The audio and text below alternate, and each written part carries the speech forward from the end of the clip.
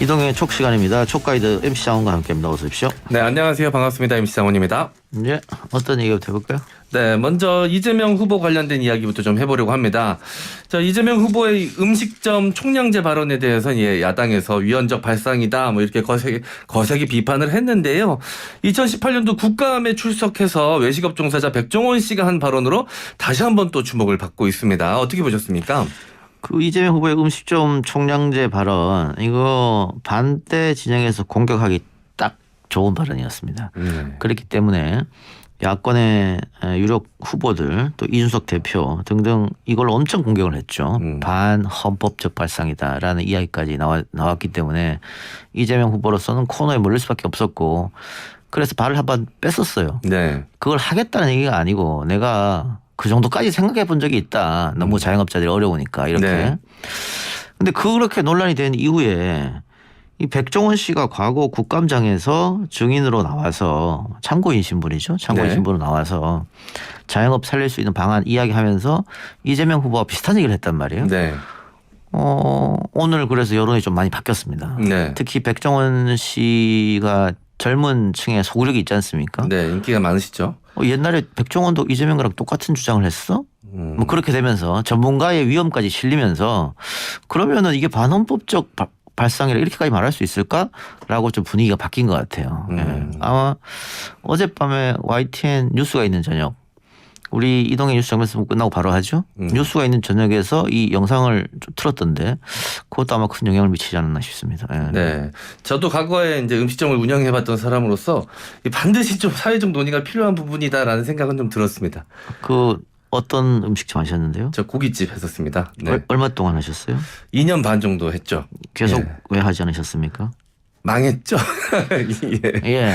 네. 그런 건데 예. 그 준비 없이 시작하셨을 거 아니에요. 예, 제가 5년 전에 시작했었는데 예. 그 5년 전에 누군가라도 때려서라도 말렸어야 된다고 생각합니다. 그러니까요. 예. 예.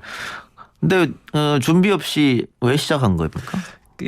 그 음식점 차리는 게 가장 쉽죠. 예. 그리고 제가 이제 제일 좋아하는 음식이 고기였기 때문에 그냥 그게 제가 삼겹살을 정말 좋아하는데 예. 그게 이유 다였고요. 시작하기가 정말 쉬워요. 이제 자리만 어디서 구해지면 예. 그 5시간인가 인터넷으로 수업 들으면 예. 그냥 바로 자격이 주어지거든요. 예. 인터넷으로 그냥 틀어놓으면 돼요. 예. 중간중간에 질문 대답하고. 그러니까 그 정도로 좀 진입장벽이 낮아서 많은 분들이 또 그렇게 이제 음식점 운영을 시작하고 치킨집이나 고깃집 이렇게 하시는데 예. 실제로 해보면 녹록치 않거든요. 그러면 10개가 신규 매장을 오픈하면 그중에 4곳이 1년이 안 돼서 문을 닫습니다. 네. 그러니까 MC 장원 씨는 2년 반 버티면 상당히 오래 버틴 거예요. 네. 그러니까 버틴다는 표현을 쓰는 만큼 어렵고, 이 대한민국이 이제 패자부활전이 없는 나라 아닙니까? 네. 한번 그렇게 패배하면 뭐 MC 장원 씨야 뭐 주위에 도움 주는 사람도 있었고 훌륭한 지인을 만나서 지금의 그 자리에 있습니다만 네. 예.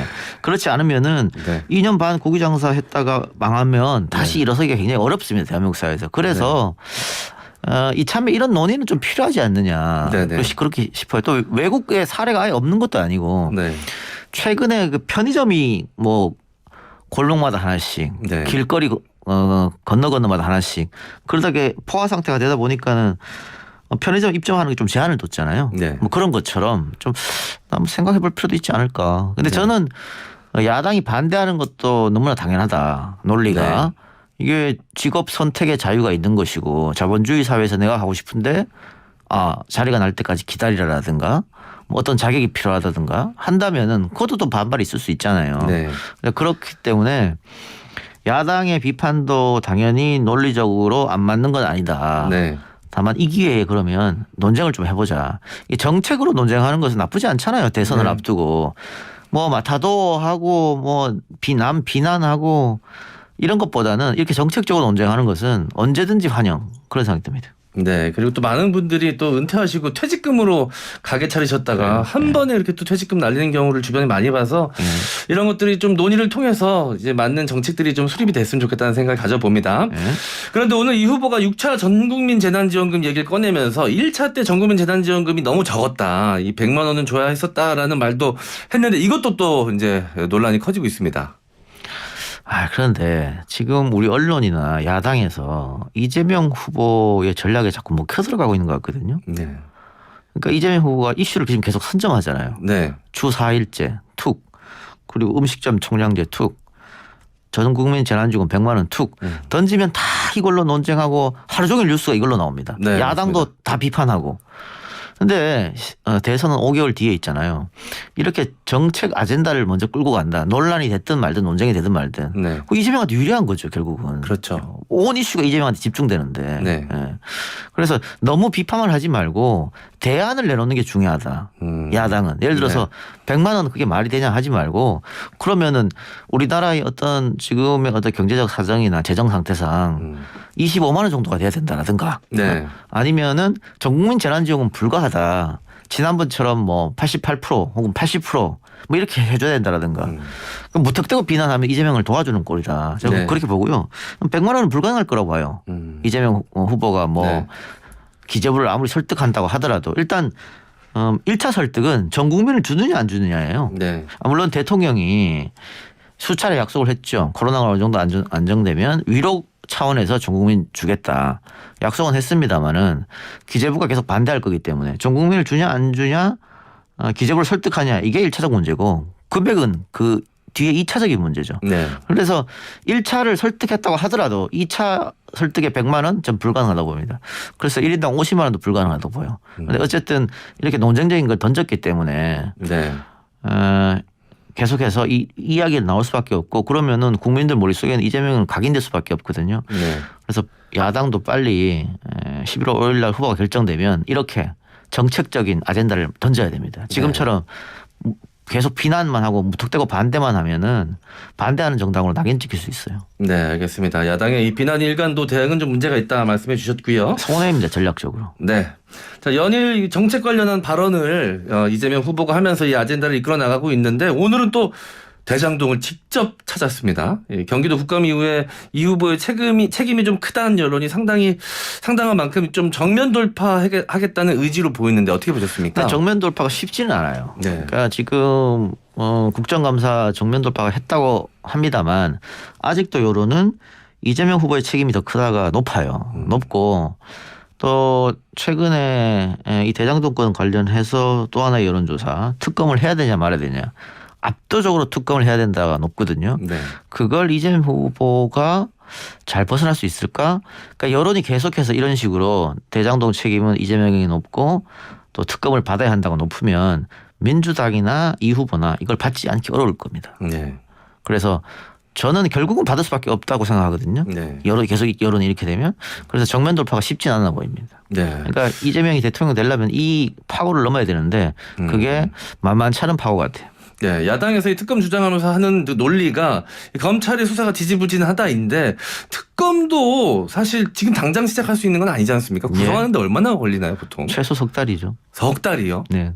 아, 그러면 검찰 수사 지지부진하다고 얘기하는 것보다 특검 구성이 더 오래 걸리지 않을까요? 아니 야당에서 지금 주장하는 것은 특검 주장은 다른 거 없어요. 대통령 선거 의식하는 거거든요. 네. 특검을 해서 수사 상황이 흘러나온다거나 뭐 이렇게 되면 그걸로 이재명을 공격할 수 있으니까 네. 그게 사실은 1차 목표라고 보여집니다. 그리고 검찰 수사가 어쨌든 지지부진한 건 사실이거든요. 네. 결과를 못 내놓고 있는 건 사실이니까. 네. 야당 입장에서는 그렇게 검찰을 공격하면서 문재인 정권의 검찰이 제대로 수사를 하지 않는다. 그러니까 특검 받아라. 이것도 정치 공세 일환이거든요. 네. 이렇게 계속하면은 이재명에 뭔가 있는 것 같잖아요. 그래서 네. 야당은 이 부분에 대해서는 손해볼 게 하나도 없어요. 받을 때까지 계속 공격하는 거고 받으면 네. 받은 대로 또 공격하면 되는 거니까. 네, 알겠습니다. 자, 그러면 국민의힘 이야기로 좀 넘어가 보도록 하겠습니다. 지금 이 시간 이제 국민의힘 1대 마스 토론이 진행 중인데 토론에 앞서 유승민 전 의원이 홍준표 의원과는 단일화는 없다라고 선을 확실하게 좀 긋는 모양새였습니다. 예. 근데 제가 어제도 말씀드렸습니다만 정치에서 불가능이라는 건 없습니다. 네. 남자를 여자로 여자를 남자로 바꾸는 것 빼고는 정치는 뭐든지 다 할 수 있어야 되는 거예요. 그리고 지금 유승민 후보가 현 시점에서 1위 하기는 사실상 좀 어려워 보이지 않습니까? 네. 그랬을 때는 2등 3등 후보가 합종 연행하는 것은 너무 당연한 거고 자연스러운 일이에요. 네. 그래서 만약 그럴 경우에는 또 내가 반대적인 걸 얻어야겠죠. 정치라는 것은 명분과 이득이 있어야 되는 거니까 명분은 단일하는 것이 정권을 잡기 위한 단일화, 이득은 집은 갖고 오는 거죠. 네. 그래서 이렇게 확 자르는 거 이게 과연 유승민 후보한테 도움될지 모르겠습니다만은 네. 정말로 단일화 생각이 없다면은 이렇게 하는 게 맞겠죠. 네. 근데 모르겠습니다. 단일화를 하려면은 오늘, 내일, 모레 한 마지노선이거든요. 네. 다음 주 금요일 날 결과가 나오니까요. 예, 3일 안에 결과를 내놓지 못하면 단일화는 물 건너간다. 근데 지금 대체적으로 현 시각까지의 분석은 윤석열 후보가 조금 앞선다는 거기 때문에 네. 홍준표 후보로서는 그 단일화 카드가 굉장히 매력적이 느끼겠죠. 네. 근데 물밑 접촉이 있을지 없을지 뭐 저희는 알 수는 없습니다만은 네네. 지금 판세는 그렇습니다. 과거 노무현 대통령 당선될 때 당시도 갑자기 지지 철회를 하면서 정몽주 씨가 그러면서 막 이렇게 분위기 선거에 굉장히 많이 영향을 예. 끼치지 않았습니까? 그런 모양새가 이번 국민의힘 경선에서도 마지노선 앞두고 벌어질 수도 있다라는 아니 말씀이신 거죠? 선거는 뭐 누가 압니까 어떤 일이 이루어질지 아무도 네. 모르는 거예요. 알겠습니다. 권력 앞에서는 다들 겸손해지는 거거든요. 네, 알겠습니다.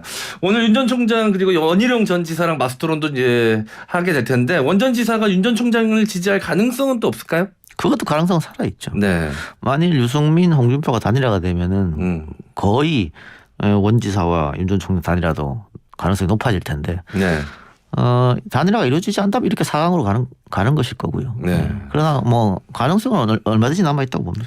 그러니까 다음 주 월요일부터 이제 투표니까 주말에 뭐 여러 가지 그렇죠. 일어날 가능성이 예. 높겠네요. 이건 마지노선입니다. 예. 투표 시작되면은 이미 늦었기 때문에. 네, 알겠습니다. 자, 이런 가운데 이제 김종인 전 비대위원장이 다시 한번 윤석열 전 총장이 국민의힘 후보가 될 거라고 공개적으로 이야기를 했습니다. 이거 홍 의원이 되면 안 된다는 메시지를 대놓고 보낸 것처럼 좀 보였거든요. 제 눈에는. 그렇죠. 이 선거에 영향을 미치려는 행동이고 네.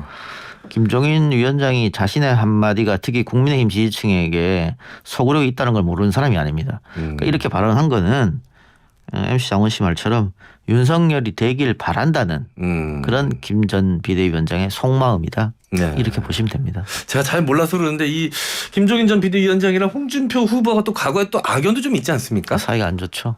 네. 과거 그 비자금 사건 담당 검사가 홍준표 후보였다는 이야기도 있고 뭐 여러 가지가 있던데, 예. 그 홍준표 의원은 뭐 도사나셨네라고 이렇게 또 받아치셨습니다. 어젠 본인이 후보가 되면 본선에 도움이 될지 안 될지 판단해보겠다 얘기를 하기도 했었는데 이 두 분 사이는 회복이 불가능한 걸까요? 예, 어렵습니다. 어렵고요. 아예 불가능이군요. 또 홍준표 후보 스타일이 독불장군 스타일이기 때문에 네. 누구 코치 받고 이런 걸 아주 싫어해요. 네. 근데 김종인 비대위원장은 그런 걸 하는 걸 좋아하잖아요. 네. 그래서 두 사람은 물과 기름 관계니까 함께하기 좀 어려울 거로 보이고요. 네. 홍준표 의원의 오늘 도사 나셨네 이 말은 상당히 중의적 표현이에요. 그러니까 김종인 비대위원장이 미래를 맞추는 사람이냐? 도사냐? 이렇게 좀 조롱조로 비아냥거린 거 플러스 윤석열 후보가 뭐 정법 도사니 뭐 무속인을 뭐 신뢰하는 이런 얘기가 있었지 않습니까? 네. 그 이야기도 함께 하는 겁니다. 중의적 표현으로 도사나셨네 이렇게 이야기한 거죠. 아, 그렇군요. 아, 거기까지는 또 생각을 못 했습니다. 그런 의미도 있을 것 같다는 생각이 좀 듭니다. 거기까지 생각을 못 하니까 시사평론을 못 하는 겁니다. MC 장원 그래서 씨. 지금 여기서 질문을 드리고 있잖아요. 그렇습니다. 예. 저는 늘 이 시간이 너무 재밌고 즐겁습니다. 배우는 시간, 예. 수업 같아서. 자, 계속해서 그럼 질문을 좀 드려보도록 하겠습니다. 오늘 나온 여론조사를 봐도 본선 경쟁력이 홍준표 의원이 좀 앞서더라고요.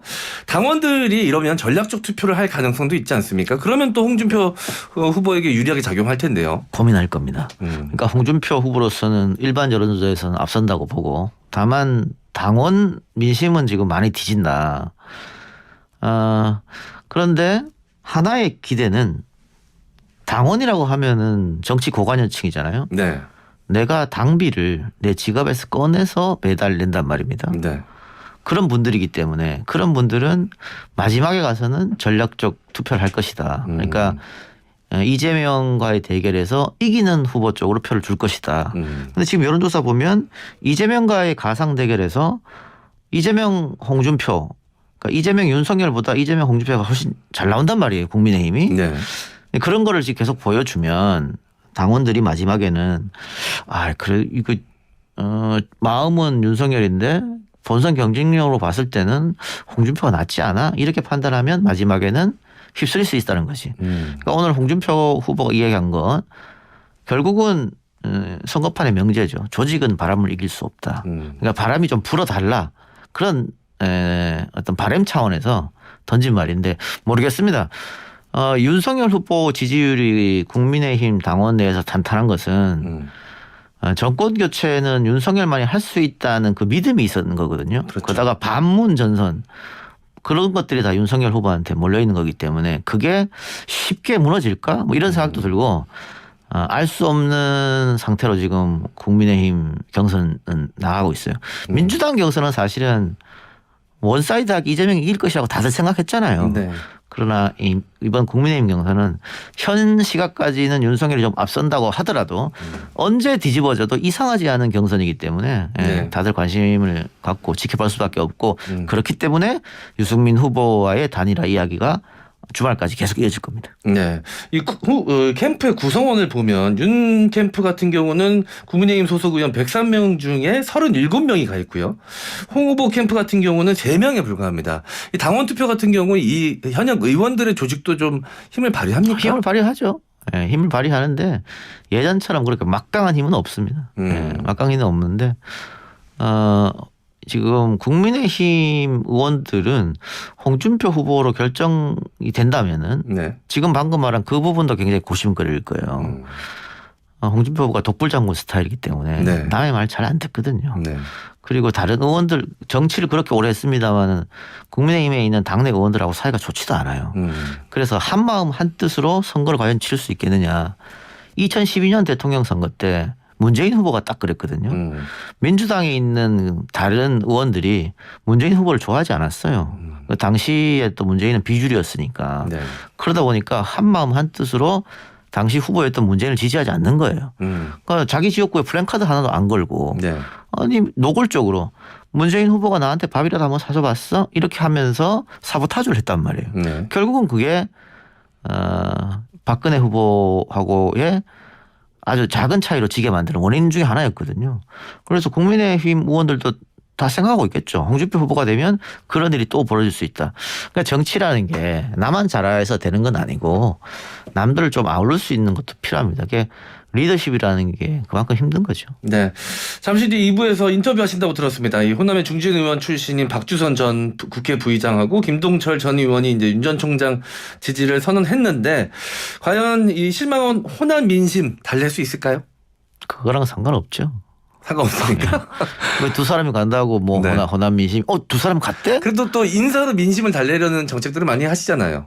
네, 이거는 뭐 큰 영향이 저는 없을 거라고 봐요. 네. 예를 들면은 2012년 때 동교동계 사람들이 박근혜 후보를 지지한다고 그것 때문에 박근혜가 이겼다? 그렇게 보는 사람 없을 거 아니에요. 네. 그래서 한두 명이 어떻게 한다고 해서 네. 움직이는 민심은 아니다. 그런 생각이 듭니다. 네. 오늘 이동형의 축은 여기까지 하겠습니다. 초과의 MC 장과 함께했습니다. 수고하셨습니다. 감사합니다.